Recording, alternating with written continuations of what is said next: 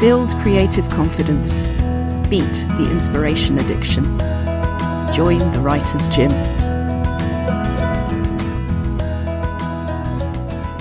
The conversation I was having in my head this morning is, what's the difference between a landing pattern and procrastination?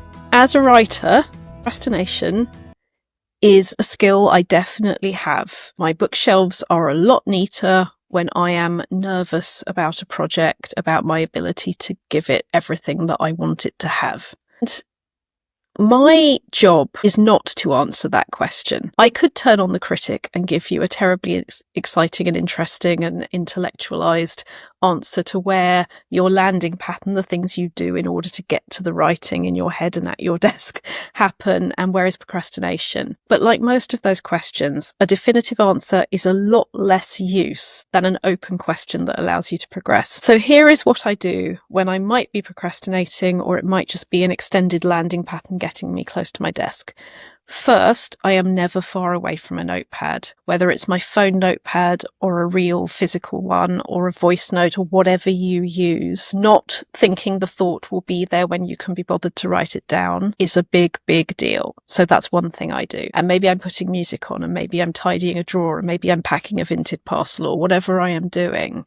But I notice that writing is part of what's going on in my head as I do it. So that's something I do. I write things down as I go, and I bring them back with me when I am ready to sit down and be in the zone. I've also been finding that stealth writing, when I don't count as writing, like on a train in my phone notebook, text messages to myself, has formed a big part of the project that I'm really excited about, but as a result, slightly overconscious of and nervous of. And when I am between train stops, or when I definitely don't have time and I just put a few words down, they are the right words. They are not because they're beautiful words, but because they're pointing in the direction I want the ideas to go.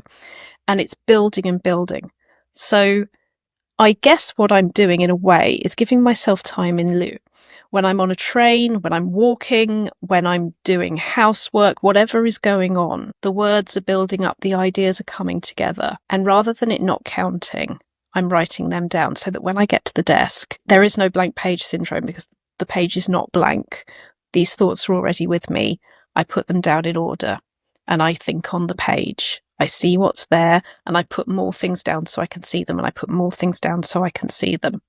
And I don't put any pressure on them to be beautiful or perfect or any of those things. I just have what is in my head on the page. The idea of what Hemingway said, write the truest sentence you know, that can be about aliens and talking frogs, and it'll still be the truest sentence you know, because it's the truth. It is you saying the thing, getting it on the page and developing it further. But let's talk about landing patterns, because aren't they gorgeous? One of the first things I do when I come into this room to do my writing in the mornings is I notice what music I need. And it's a very first world problem need, but that's one of the things I need. And sometimes it's an Angelo Badalamenti day, and sometimes it's a Penguin Cafe Orchestra day, and sometimes it's an acoustic Jethro Tull day. It has to be acoustic. If the words are there, I start tuning into the words. For me, it's got to be word free. The words are all mine. And the music happens. And as you're all deeply aware, the coffee happens. And these things happen, and I get closer and closer. And I make sure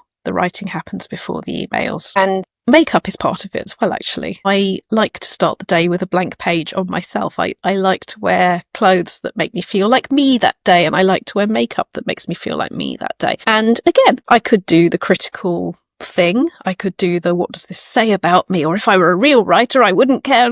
If it makes me feel good, and if it makes me feel present, hineni, I am here, then do it. Find the things that work for you, that bring you into the space. That is one of the best things to do. I'll tell you another one in my holding pattern is the right pen. After I finished my MA, one of the first commercial writing courses that I went on, the best thing that teacher said to me and to all of us was, if you find a pen that works for you, stick with it.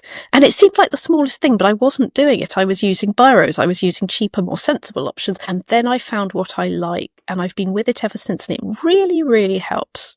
So the right pen for me, not the right or wrong objectively, the what is right for me. Another thing is journaling. I talk to myself on that page. Before I start thinking on the page with my creative stuff, I begin usually with my journal. And that journal might be thoughts about what I'm going to write. It might be a to-do list. It might be here's what's worried me or annoyed me or what's on my mind, because there's no wrong way to journal. This is what people forget. People who don't like journaling tend to think that there is a right way to do it.